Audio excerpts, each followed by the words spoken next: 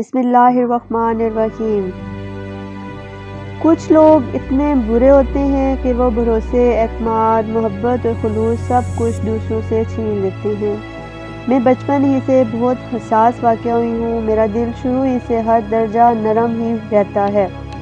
کسی کو غمگین دیکھتی ہوں تو خود بھی بہت اداس ہو جاتی ہوں، چاہے وہ کوئی فلمی سین یا ٹی وی کا ڈرامہ ہی کیوں نہ ہو، بلکہ بعض دفعہ تو میری ہچکی بن جاتی ہے۔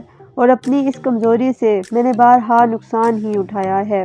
مجھے اچھی طرح سے یاد ہے کہ جب میں 5ویں کلاس کی طالب علم تھی تو ہمارے گھر ایک بہت ہی لاغر اور ضعیف سے بابا جی آتے تھے۔ لاٹھی ٹیکتے ہوئے میں ان کو دیکھ کر بہت روتی تھی کہ اتنے بوڑھے ہو کر بھی وہ گلی گلی پھر رہے ہیں۔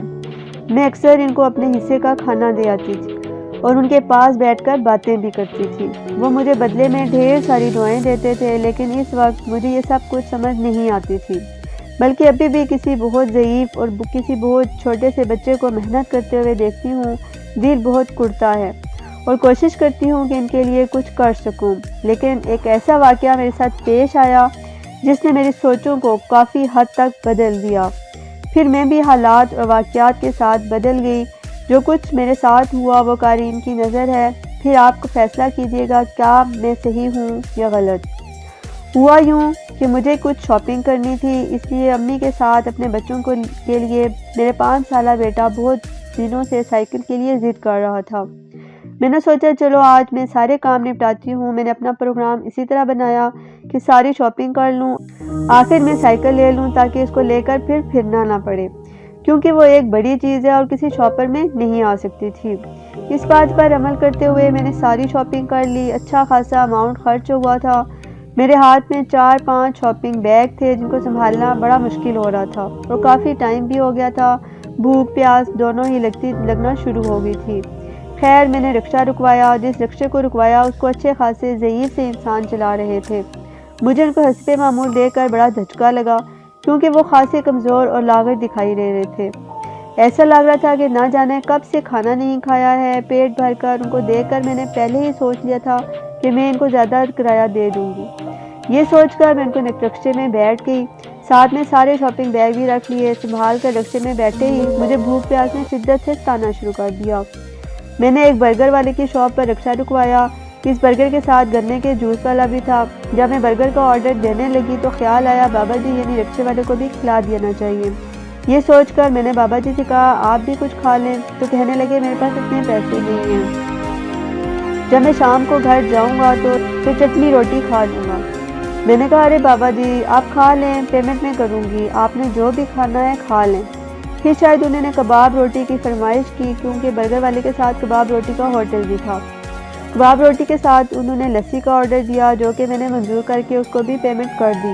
میں نے اپنا برگر کھا کر گنے کا جوس پی کر خدا کا شکر ادا کیا اور ساتھ ہی اپنے اندر ایک طمانینت سی محسوس کرنے لگی کہ میں نے کسی بھوکے کو کھانا کھلایا، صرف اپنے رب کی خاطر، کہ شاید وہ مجھ گناہگار سے راضی ہو جائے۔ آپ سوچ رہے ہوں گے کہ لو یہ کون سی کمال کی بات ہے، یہ تو کوئی بھی کر سکتا ہے، لیکن اصل بات تو آگے چل کر شروع ہوگی، پھر آپ کو بھی افسوس ہوگا۔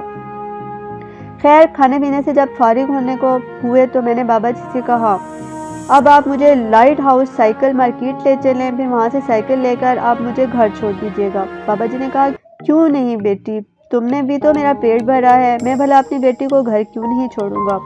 یہ کہہ کر انہوں نے رکشہ سائیکل مارکیٹ کی طرف موڑ دیا۔ 10 منٹ کے بعد ہم سائیکل مارکیٹ میں موجود تھے، اور ہاں ان کو جب میں نے کھلایا تو مجھے اپنے اندر بڑا سکون محسوس ہوا کہ میں نے نیکی کی ہے۔ اور سچی بات تو یہ ہے کہ انسان جب کوئی نیکی خاص خدا کی رضا کے لیے کرتا ہے تو دل کو بڑا سکون محسوس ہوتا ہے۔ مجھے بھی بس ایسا لگ رہا تھا، لیکن مجھے کیا پتا تھا یہ سکون عارضی ہے۔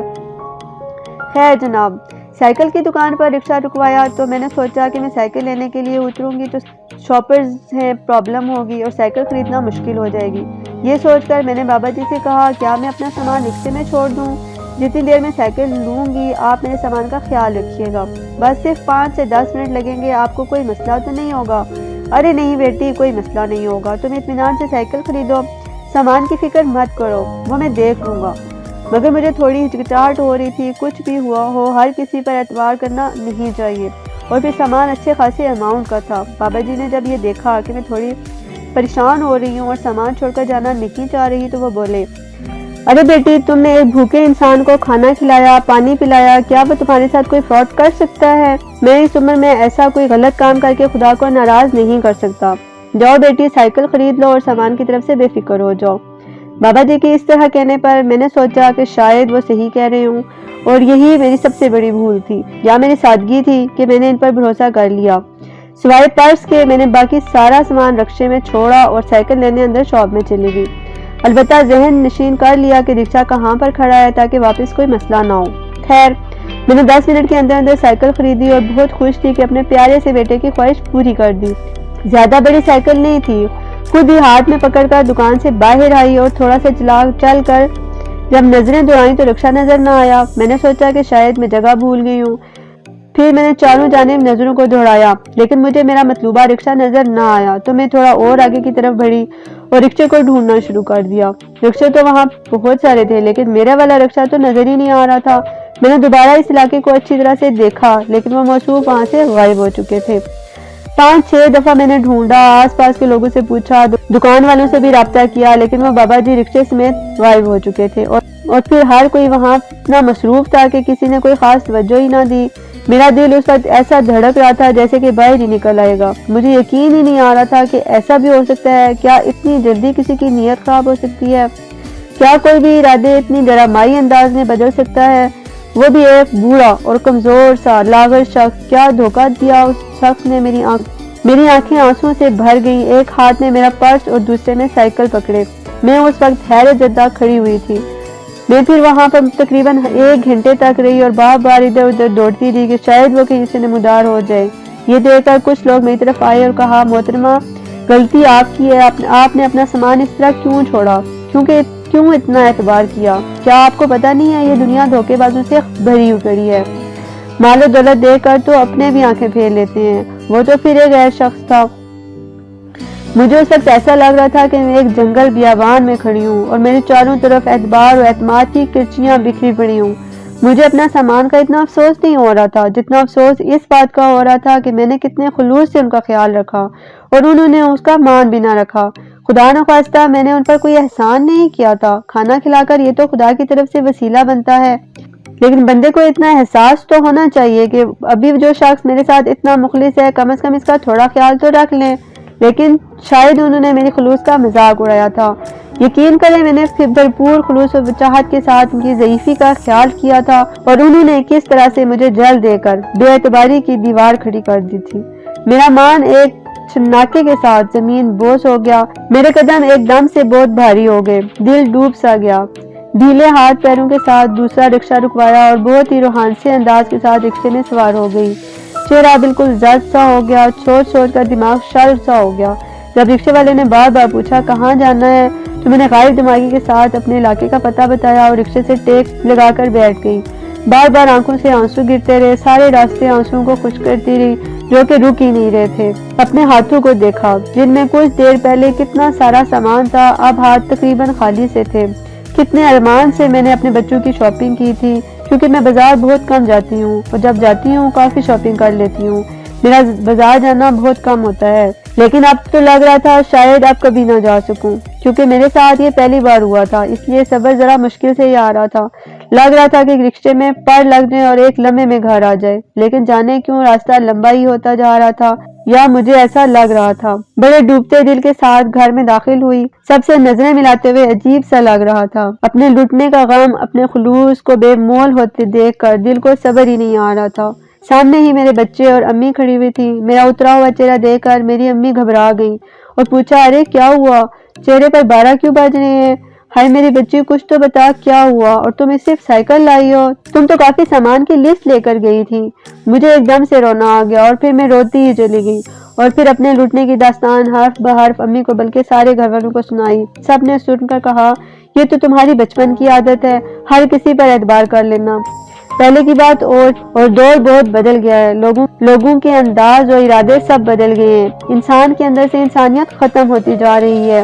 اب تو یہ زمانہ ہے کہ کسی کے ساتھ کوئی نیکی نہ ہی کی جائے، الٹے نیکی گلے ہی پڑ جاتی ہے۔ اب تو یہی دیکھ لو، تم نے کتنے خلوص سے بابا جی کا خیال رکھا، انہوں نے کتنے بھونڈے طریقے سے تمہارے خلوص کو ٹکرا دیا اور وہ کتنے دن اس سامان سے اپنی ضرورت کو پورا کریں گے، کتنے دن اس کا فائدہ اٹھائیں گے۔ یہاں تو وہ کچھ دن اسے مزے کر لیں گے، خدا کے یہاں تو ہمیشہ اس کی سزا پاتے رہیں گے۔ ان سب کی باتیں میرے دل کو بدل رہی تھی اور دماغ میں پیوست ہو رہی تھی۔